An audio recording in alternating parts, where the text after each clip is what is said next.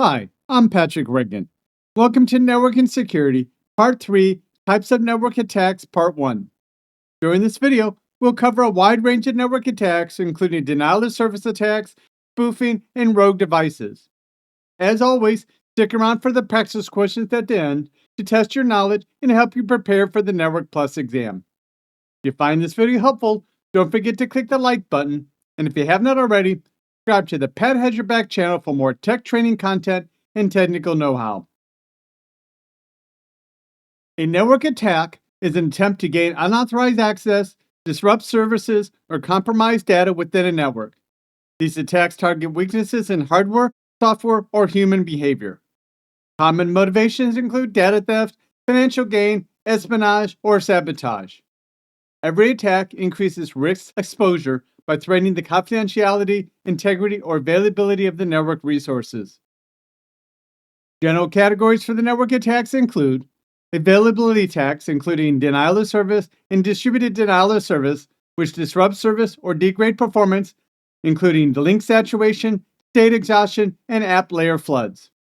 Confidentiality attacks, including eavesdropping and data theft, is observe or steal information by sniffing, traffic capture, or credential session theft. Integrity attacks, which include tampering and impersonation, alter data, routes, or trust, using man-in-the-middle attacks, DNS spoofing and poisoning, routing and ARP manipulation, and config tampering. Authentication and access attacks, including unauthorized entry, get in or escalate privileges using password spraying or brute force, credential stuffing, VPN or Wi-Fi compromise, or abuse of management interfaces.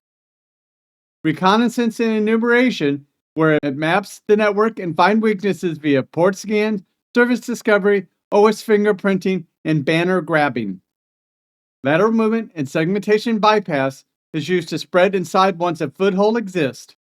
It uses VLAN hopping, ARP spoofing, pivoting, and exploiting weak internal controls. Malware-based, or command and control, maintains persistent and remote control via botnets, beaconing, and remote access Trojans. And lastly, exfiltration and extortion moves data out or monetizes data exfiltration, ransomware, and double extortation. A denial-of-service attack can be used to overwhelm a system or network with a flood of illegitimate traffic or requests, essentially clogging the system so it can function or respond to real users. These attacks can range from simple floods of connection requests to more complex methods that exploit system vulnerabilities, causing slow performance, crashes, or complete outages, impacting online banking, email, or other vital online services. These attacks can overload network traffic, such as attackers send a massive volume of fake data requests, like fake visitors, to overwhelm the server's capacities, making it unable to handle legitimate user requests. Resource exhaustion. Attacks can target system resources like memory or CPU, forcing the server to use all the power on the attack, leaving none for normal operations. Type of denial-of-service attacks include flood attacks, sending huge amount of junk data or packets, buffer overflow, sending more data than the buffer can hold, causing crashes, and low and slow attacks, such as using slow LoRa's, which opening many connections and keeping them open with partial requests to tie up server resources. Other forms of denial-of-service attacks can also include simply as turning off power, unplugging a cable, cutting a cable, or theft or destruction of computer or equipment. Even power outages or natural disasters can cause a denial of service. Other forms of attack deny the ability to fix, including overwriting firmware, deleting accounts, blocking administrative access, turning off and/or disabling services, or changing DNS settings so that the server or service cannot be found. A misconfigured system can cause denial of service. Radio frequency or RF interference, where radio jamming interferes with the local Wi-Fi, wireless connections, or other forms of communications. Theft of public identifiers include hijacking a domain name, or hacking or taking over an online account such as Twitter, TikTok, or Facebook. To protect against your denial of service is not a quick and easy solution. You need to make sure your system has the newest patches and is using a reputable anti-malware package. Harden your computer system so there is less opportunity for your system to be attacked. You need to adapt physical security to prevent easy access to system, resources, and related hardware. Make sure systems have redundancy built in. Monitor attacks and establish a denial of service attack response plan. A special form of denial of service attack is distributed denial of service, where hackers or perpetrators overload the system by using multiple systems. It sends many requests to a server that the server cannot keep up or use valuable system resources to process so that the server or service cannot handle legitimate requests. Some of these attacks may be caused by botnets, where hackers will compromise or infect many systems which are used collectively to send packets or emails to a target, which overwhelm the target. Some botnets may number into the thousands or even millions. These systems may be called zombies because they have no idea that they're participating in a botnet or being used in an attack. Malware bots and internet bots can be programmed or hacked to break into user accounts, scan the system for your contacts, and send spam, links, or malware to your contacts, or perform other harmful acts. A bot can be used as part of a bot attack where hackers compromise or infect many systems, which are used collectively to send packets or email to a target which overwhelm the target. To protect against a distributed denial of service, you need to use the steps you would use to protect against a denial of service attack. In addition, you need to filter out traffic patterns so that you can prevent traffic in reaching the system or services.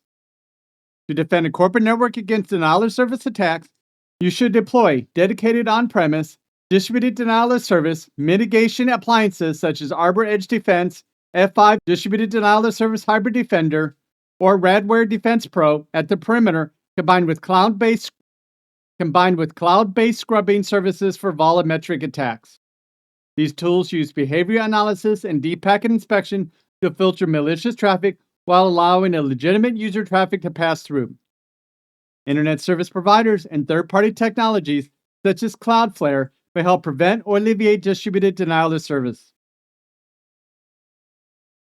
A virtual local area network, or VLAN, is a logical grouping of devices that appear to be on the same local network, even if they're physically located on different segments. VLAN hopping utilizes a technique called double tagging. In this attack, the malicious user crafts a packet with two 802.1q tags. The outer tag corresponds to the native VLAN of the attacker's current access port. The inner tag corresponds to the target's VLAN the attacker wishes to infiltrate. When the packet reaches the first switch, it strips away the outer tag and forwards the frame. Because the inner tag is still present, the next switch in the path processes it and sends the packet into the target VLAN, effectively bypassing network segmentation. To defend against this, implement the following best practices. Disable unused ports and assign them to unused isolated VLAN. Change the native VLAN on trunk ports to non-default, unused VLANs to thwart double tagging exploits. Set access points to access mode, preventing them from negotiating trunk links. Use VLAN access control list to control inter-VLAN communications at the switch level. Enable port security to limit the number of MAC addresses per port and block rogue devices. Implement private VLAN for tighter isolation between hosts within the same VLAN. Disable Dynamic Trunking Protocol, or DDP, to prevent unauthorized trunk negotiation. Deploy 802.1x authentication and authorization to validate device and user access at the port level. Continuously monitor and audit VLAN configurations to detect misconfigurations or suspicious behavior. And lastly, keep switch firmware and patches up to date to close off known vulnerabilities. A media access control, or MAC address, sometimes referred to as the physical address, is a permanent identifier for hardware that consists of a 48-bit hardware identifier that is burned into every network interface card, or NIC, by the manufacturer, which is used to identify a device locally with a single network segment. Address Resolution Protocol, or ARP, is a protocol used to find the physical MAC address of the device when you only know its logical IP address. In a modern network, devices communicate via IP at one layer, but need the MAC address to actually move data across the physical wires or airwaves. ARP is the protocol that translates from the logical address, such as an IP address, to the physical address or MAC address. MAC flooding is a network attack where an attacker overwhelms the switched MAC address table by sending a flood of fake source MAC addresses causing the switch to behave like a hub, broadcasting all traffic to all ports, thus exposing sensitive data to unauthorized users. It compromises network security by turning a secure switch network into an insecure hub environment, allowing eavesdropping and other attacks. Remember, the network switch uses the MAC address table or CAM table to learn which devices are connected to which port, forwarding traffic only to the intended destination port for efficiency and security. Flooding is when the attacker floods the switch by sending numerous ARP packets or Ethernet frames with forward source MAC addresses to the switch. Once the table is full or overwhelmed, the switch can no longer learn new addresses and starts flooding all incoming traffic out to every port as if it was a simple hub.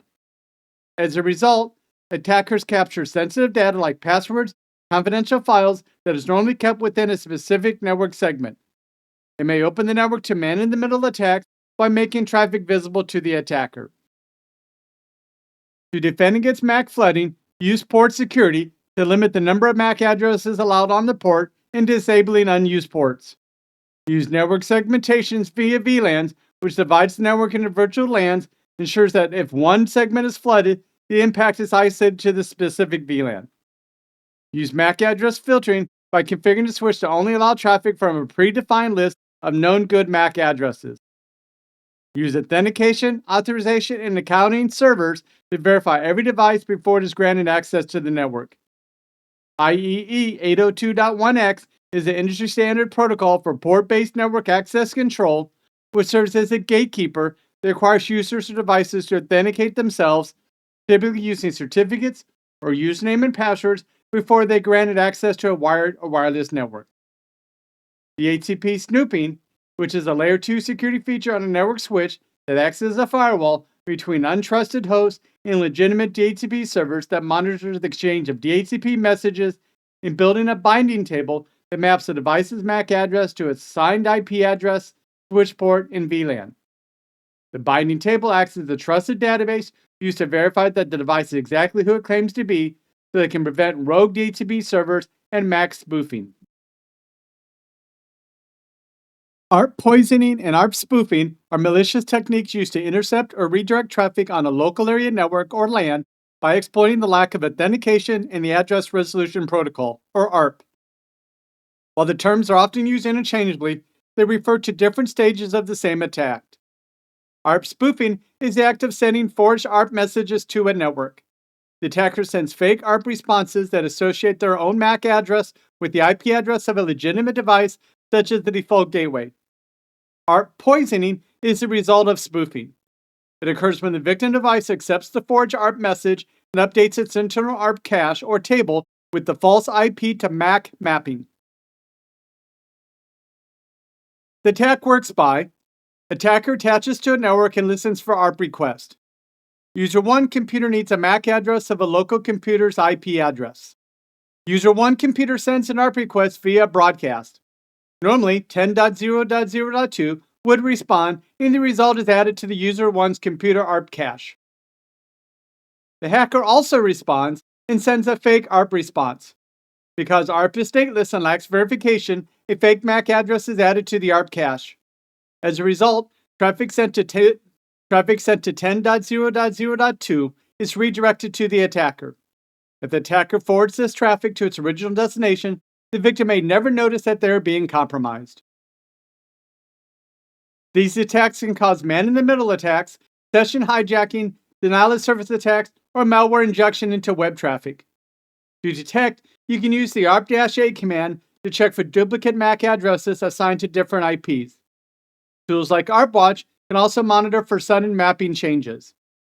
To prevent, use Dynamic ARP Inspection, or DAI, which is a switch-level security feature that validates ARP packets against a trusted database, often built via DHCP snooping. Use port security that limits the number of MAC addresses on a switch port to prevent an attacker from flooding the network with forged ARP packets. Use 802.1x in the Network Access Control, or NAC, to help prevent the hackers from connecting to the network. Use network segmentation to divide the network into smaller VLANs, which will limit the scope of the ARP attack to a specific segment. Static ARP entries, manually mapping MAC addresses to IPs for critical devices like gateways. This prevents automatic updates, but it's hard to manage at scale. And lastly, encryption. Using VPNs, HTTPS, and SSH ensures that even if traffic is intercepted, it remains unreadable to the attacker. DNS poisoning or cache poisoning and DNS spoofing are terms often used interchangeably for attacks that corrupt DNS data to redirect users from legitimate websites to malicious ones, stealing data or spreading malware. While spoofing is a broad term for falsifying DNS data, poisoning specifically targets the DNS resolver's cache or memory with incorrect IP addresses, causing users to land on fake sites that are often look identical to the real ones. It works by, when you use DNS, you type www.example.com and the DNS server finds this IP address, such as 192.0.2.1, and sends you there.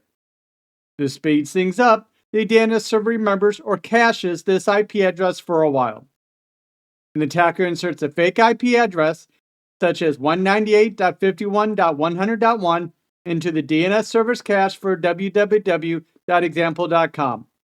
As a result, when you try to visit www.example.com, the compromised DNS server sends you to the attacker's fake server at 198.51.100.1 instead. DNS spoofing is a general act of falsifying DNS information, which can happen in various ways, including poisoning. DNS cache poisoning is a specific type of spoofing where the attacker corrupts the cache of the DNS resolver, making the incorrect data stick around longer. Protecting against DNS poisoning and spoofing requires a layered approach. Consider utilizing domain name system security extensions, or DNSSEC, to cryptographically sign records, ensuring data integrity. Use encrypted DNS protocols such as DNS over HTTPS or DNS over TLS, which will encrypt requests, preventing attackers from intercepting or tampering with DNS queries in transit. Implement DNS cache locking, which will prevent cache records from being overwritten until the time to live expires. Keeping DNS servers patched. Use a DNS firewall, which is a security tool that sits between the user's device and the internet to monitor and filter domain name systems traffic so that it can block connections to known malicious or unauthorized websites before a connection is even established. A rogue DHCP server is an unauthorized device, such as a misconfigured home router or a deliberate attacker's laptop, that enters the network and begins assigning IP configurations to other clients. How the attack works is it uses DHCP race condition. When a new client joins the network, both the legitimate and rogue DHCP servers respond. If the rogue server is faster, the client accepts its malicious settings. Traffic redirection. The rogue server provides its own IP as the default gateway, or DNS server. This forces all the victim's traffic to flow through the attacker's device for interception. DHCP starvation. Attackers may first flood the legitimate server with bogus requests to exhaust its IP pool, ensuring only the rogue server can respond to new users. Impact. Man-in-the-middle attacks, where attacker sniffs unencrypted credentials, sensitive emails, and session tokens. Network partitioning. Devices assigned to the wrong subnet are isolated from the rest of the business, causing operational downtime. And DNS spoofing. By providing a rogue DNS server, attackers redirect users to phishing sites that mimic legitimate internal portals or cloud services. Protecting against rogue DHCP servers requires a combination of switch-level security and administrative controls to prevent unauthorized devices from hijacking network traffic. DHCP snooping, which defines trusted and untrusted ports, whereas trusted ports are connected to your legitimate DHCP servers or uplinks, which are allowed to send DHCP offer and acknowledgement messages. The switch drops any DHCP server-side messages received on untrusted ports, instantly blocking any rogue servers. Limit the number of MAC addresses allowed on a single switch port to prevent attackers from launching DHCP starvation attacks to clear the way for a rogue server. In Windows environments, authorize your legitimate DHCP servers and Active Directory Domain Services, or ADDS. Unauthorized Microsoft DHCP servers will automatically stop the services if they detect they aren't authorized in the domain. Use VLAN segmentation to isolate different parts of your network, which will contain the blast radius of an accidental or malicious deployment of a DHCP server. A rogue AP is any wireless access point connected to a secure network without authorization, often used to bypass strict security controls like WPA3 or 802.1x. How the attack works: backdoor entry. An employee might plug a personal Wi Fi router into a wall jack for convenience, inadvertently creating an unmanaged, often unencrypted backdoor into the corporate network. Evil twin attack. A malicious actor sets up a rogue AP nearby that mimics the official network name or SSID. They use a high gain antenna to broadcast a stronger signal, tricking devices into auto connecting to the evil twin instead of the real network. The impact includes data exfiltration. Because the rogue AP is physically behind the firewall, it can bypass security filters, allowing attackers to siphon data directly from internal servers. Malware injection. Attackers can inject malicious scripts into the web pages a user visits while connecting to the rogue AP. And lateral movement. Once connected to the rogue AP, the attacker has a foothold to scan and attack other sensitive devices like printers or IoT sensors that lack robust security. An evil twin attack occurs when an attacker sets up a fake Wi-Fi access point, hoping that unsuspected users will connect to it instead of a legitimate network. Often, an access point is configured to look like an existing network, which could have a similar SSID and captive portal or a Wi-Fi hotspot.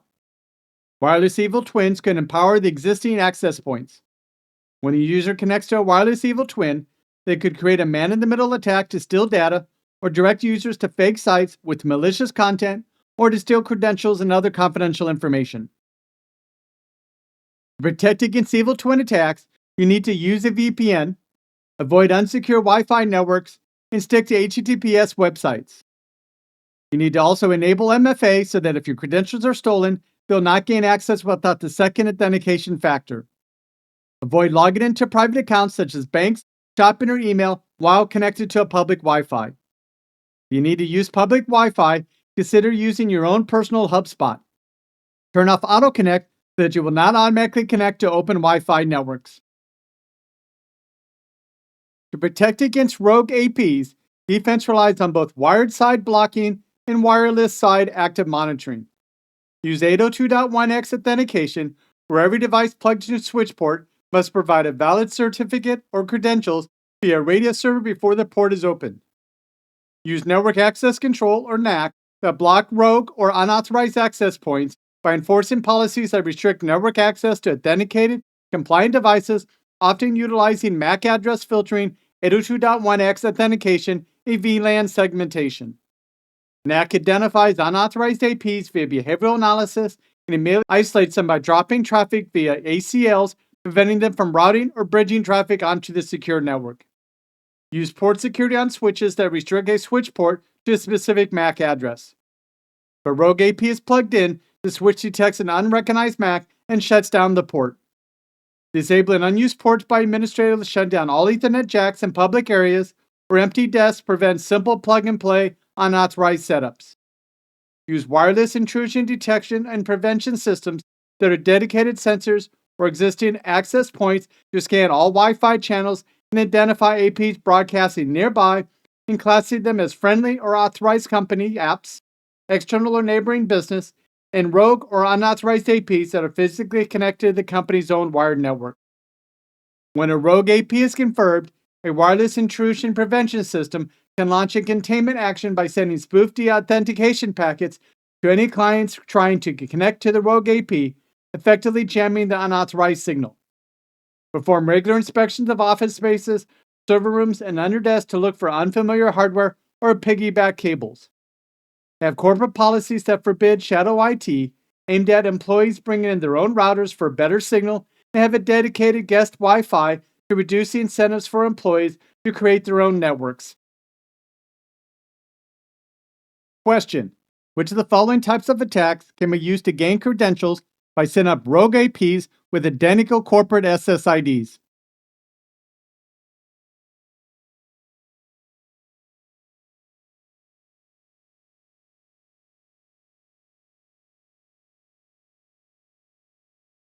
Answer: evil twin.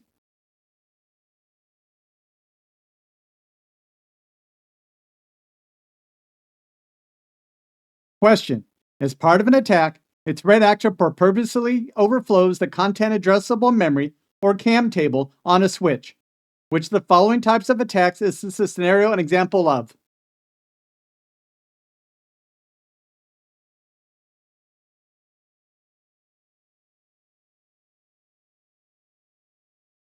Answer, MAC flooding.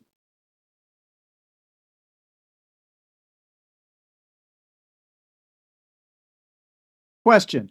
Which of the following attacks can cause users who are attempting to access the company's website to be directed to an entirely different website?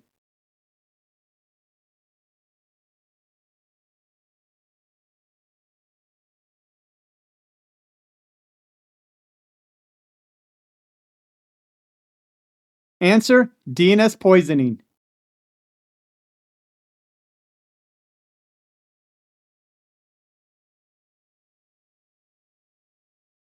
Question. You locate an unapproved wireless bridge connected to the corporate LAN that is broadcast in a hidden SSID, providing unauthenticated access to internal resources. Which of the following types of attacks best describes this finding?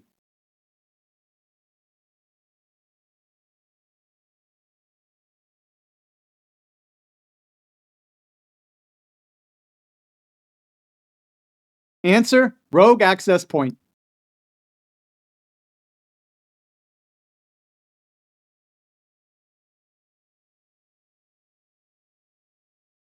Question.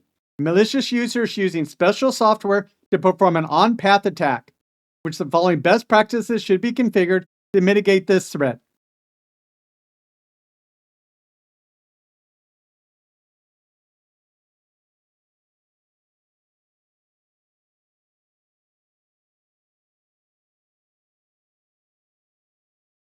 Answer, dynamic ARP inspection.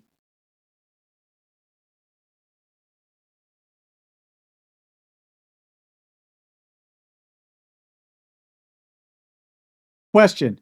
Which of the following attacks utilizes a network packet that contains multiple network tags?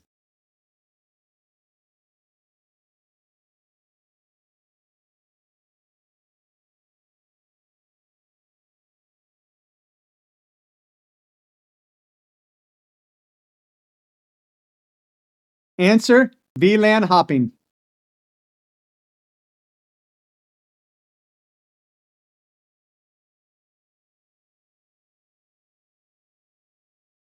For more information, visit these sites.